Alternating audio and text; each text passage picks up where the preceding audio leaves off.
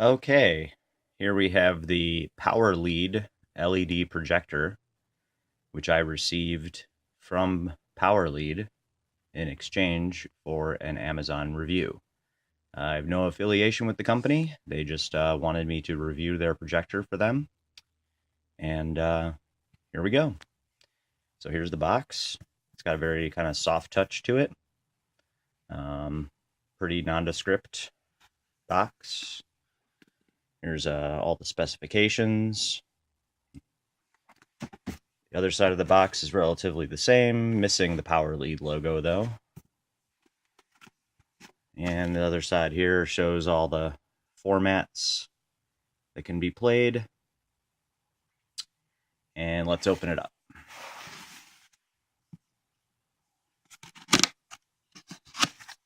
First thing you'll notice is that it's pretty well packaged. It's got, foam. Seems to be pretty well packaged. There's a foam lid.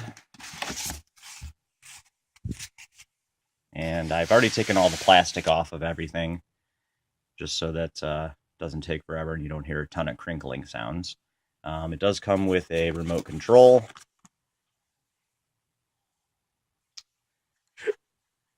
No batteries. No batteries are included. I will repeat that again. No batteries included. Luckily, I have a couple of batteries here that I'll be using. It also comes with a breakout cable, which goes from 1/8 inch video to standard composite RCA. You can use it with an older television. No other cables are included besides the power cable, which is this type. I've already plugged it in to the wall. There's no HDMI cable, no component cable, no other accessories. Underneath the projector comes with a user guide, which was pretty easy to understand. You know, talks about the various parts of it, explains the remote, explains how to use the projector, etc. Put that to the side. And then, of course, there's the remaining foam and the little certificate of quality from the manufacturing location. Here's the PowerLead projector. As you can see, they went with kind of a diamond shape for their top, and the buttons are pretty evenly laid out here. Yeah, it does come with a lens cap. It also came with a leveling foot. Now, not leveling, I should say, raise or lower, which you can unscrew or screw in to raise the height of the angle of the projector. There's no way to adjust the leveling of it. I did notice that, and it is explained over in the instruction manual as well. Not sure why they didn't include at least 1 foot for leveling. I don't know. On the side, we have headphones, where you would plug in that 1/8 inch AV cable with the breakout to composite. 2 USB cables, one of which supplies 5 volts. So in theory, I suppose you could charge a device off of this, or play movies or audio off of your USB flash memory drive. There's also a SD card slot. I'm not 100% sure if it takes SDXC or not. I assume it would take regular SD and SDHC and the micro versions thereof using an adapter.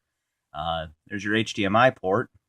Looks like it's upside down. Most devices I see will have this HDMI port oriented the other way.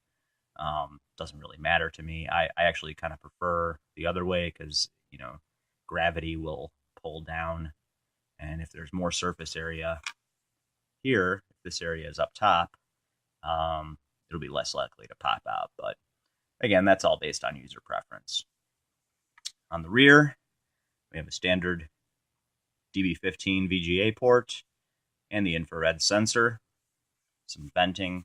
A lot of ventilation on this, which I like. There's ventilation over here where the heat sinks are. There's ventilation over here. There's ventilation on the bottom. No ventilation on the sides here. That's where you plug in your power cable. You've got your keystoning and your zoom here. And then, of course, your function buttons. Power, left, right, escape, changing your input, hitting OK to select. Pretty standard stuff. All right, that is the review of the packaging and what accessories it comes with. I will make a separate video for the actual usage. Thanks for watching. Hello, this is part 2 of my video review of the PowerLead Projector. Hopefully you can see I have the light on right now. I'll be turning it off when we actually test the projector. I've got it all plugged in. I am using it with a Roku 3, or I'm sorry, it's a Roku 2. It's the newer version of the Roku 2. Over HDMI. And without further ado, let's fire it up. As you can see, there's a standby light that's on normally.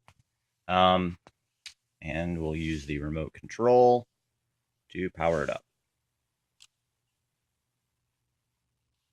Light will blink a little bit. Fans will kick in. Fans are a little bit loud. I don't know if you can hear them. And then we'll have our picture here. I'm just projecting it to a wall at about 5 feet or so right now. I managed to get the zoom down enough so that it would be a little bit clear there. The keystoning, I was able to set that up pretty easily. Interesting thing I discovered, I've already, used this a little bit, is that this projector actually responds to commands sent from a Roku infrared remote. For example, if I press the left button on my Roku remote, it brings up a menu for picture. Press it again, goes away. Very strange. So if I navigate to the left at all while I'm using this, you will see the menu come up. I'll try and turn it off. Alrighty. So, again, here's the picture. I have it set for 1080p at 60 hertz. I also had it set for 720p at 60 hertz. I didn't really notice much of a difference at 5 or 6 feet. So, it does look very nice, very clear. Try it out with some Netflix here. It seems like it would be very bright in a dark room. It is about 3 p.m. here where I am. Oh, the projector has built-in sound. I was not even aware of that. Okay. Very cool. It's got a little speaker built into it. So, put on a little bit of Cosmos. You can kind of see what the picture looks like.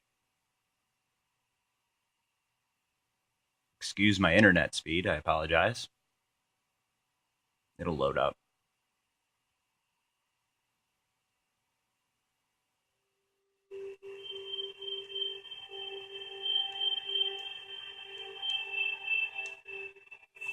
Yes, this is home. This is Earth. Having trouble finding a the speaker seems almost like an afterthought. The past is another planet. Actually, many. I'm standing on the great expanse of Not very time good that has sound elapsed quality. since the Big Bang. In order to think about it, we've compressed it all. Not very good sound quality at all. Sounds kind of like an old radio inside of a cardboard box. So there is that. Obviously, you've got some functions of the projector itself. You can change your input, SD card, USB, composite AV, HDMI, and then the VGA. I'll turn this all the way down so that we can continue. Within your menu, you've got some picture settings. You can change from standard to mild to user to dynamic. Not a ton of difference between these. I would probably, use the user setting and set this up myself personally. You can change your color temperature. There's cool, there's medium, there's warm, and then of course a user setting as well. Change your aspect ratio, which is kind of nice if you're using older stuff, or if you have a video that won't fit full screen. There is an automatic, which I assume takes the incoming signal and determines which aspect ratio is best for you. There's also a 16:9. There's a zoom 1, which will zoom in, zoom 2, which will zoom in. Just scan, which I believe is a 1:1 pixel ratio, so whatever your incoming signal is, it will represent that back on the screen 1:1. There's also a panorama view, and that is it for that. The remote, I gotta say, is a little bit cheap feeling in a way. Serviceable. I mean, it does the functions. And the on-screen display for this projector seems a little bit slow to respond to commands. So, I mean, it's very quick when you press the menu button, but whenever you're actually trying to get the projector to do something as far as changing a setting, it seems to kind of lag a little bit. There is noise reduction for picture as well. There is also a inversion if you'd like to hang it from your ceiling and have the projector be upside down. There's that. Pressing left or right will take you to the sound menu, or pressing right will take you to the sound menu. There are different modes for sound. However, I don't think with the quality of the speaker built into the projector, I don't think you'll be changing much of it, to be honest. Balance left or right. Again, I don't see that much of a change considering there's only one speaker built in. I imagine a bit of these settings would be, if you have a sound system that you're hooking it up to, which I would highly recommend, simply because of the quality of the speaker, and the projector is just not good. There is an auto volume setting, which will probably try to compensate for extreme changes in volume. Most major manufacturers of display technology have this stuff. There's a surround. I don't know that surround would actually be used if you're using an external source or an external sound system, because most of those systems have their own surround built in. There is also an EQ, and then there is a SpeedIF mode, which is only if you're using HDMI, which is a digital type of connection. SpeedIF stands for Sony Philips Digital Interface. There will be either PCM, which is a straight through 2-channel, or there's probably a RAW mode, which will enable 5.1 audio if you're using HDMI. All right. Time, you can set your clock. You can set it to turn off and on at a specific time. It does have a sleep timer, which is cool, and the auto sleep, I believe, after inactivity of so many hours. Under your settings, there is an option for a software update. However, I was not able to locate a software update for this product yet. There really isn't a whole lot of support on the web for this, probably because it's a relatively new product, very likely from China, trying to emerge into the market, which is pretty cool. Hopefully there will be a software update to compensate for the speed of the menus. That would be nice. You can change your on-screen display language. There are many different languages available. There's French, although French is spelled wrong. It's Francais, not Frané. Ravatsky, which is, gosh, I can't remember what that is. Espanol, which is spelled Español right now. I don't know what Eski is. I know there is Dansk Deutsch, which is spelled right. Looks like Greek and Italian as well. So, there's your languages. You can change your color range, and you can change the duration that the on-screen display stays on. There's two different color ranges: 0 to 255, 16 to 235. So if your video source has a narrower color range, you can use the 16 to 235. 0 to 255 is full range. So, That is the PowerLead projector. Hopefully the video I made today helped you in choosing their product. And again, I would like to thank PowerLead very much for allowing me to review this. This is going to be a really cool product to use. I plan to use it this summer in my backyard on a pop-up screen or even on the side of my garage, and just kind of watch a movie by the fire pit. I think that would be a really cool way to use it. I could also see a lot of business professionals using this for a portable display solution. If they have a presentation they'd like to make, remotely, they can just take this right along with them. As far as the loudness of the fans, it's a lot quieter than a lot of other projectors I've come in contact with. I used to actually do installation for projectors back in the day, so this is actually pretty quiet in comparison. I also really like that it's an LED light source, simply because there's not going to be any lamps to change, and LED technology has come such a long way that you got a pretty good feeling that LEDs are going to last a while. A lot of them are rated for 20, 30, 40, 50,000 hours. And, you'd be lucky if you got 1,200 hours out of a lamp. So that's really cool.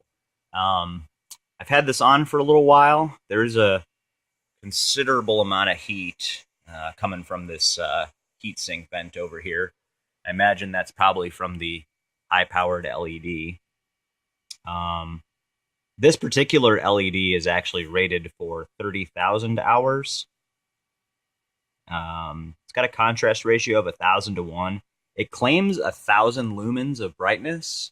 I don't really see that unless there's a power saving mode or something that I've missed. I don't see 1,000 lumens though. I've got a 600 lumen flashlight that I can grab. Actually, I will grab that right now. We can test it against a 600 lumen flashlight. This is the 600 lumen flashlight I got from another company. Works pretty well. All right, so here we have our 1,000 lumen projector versus our 600 lumen flashlight. Is the projector brighter? I can't really determine that. I can tell you that when I'm zoomed in and I'm pointing this on the light, I don't think it's 1,000 lumens, as claimed. In any case, that was about 12 minutes long. Hopefully you stuck around for the whole thing, and thank you very much for watching. If my video or any of my pictures, reviews, anything like that was helpful to you, please give me a thumbs up. Again, this product was provided to me from the manufacturer in exchange for my unbiased review. I hope you found that my review was unbiased, as I did point out as many positives and negatives as I possibly could. Again, thank you very much. Have a wonderful day.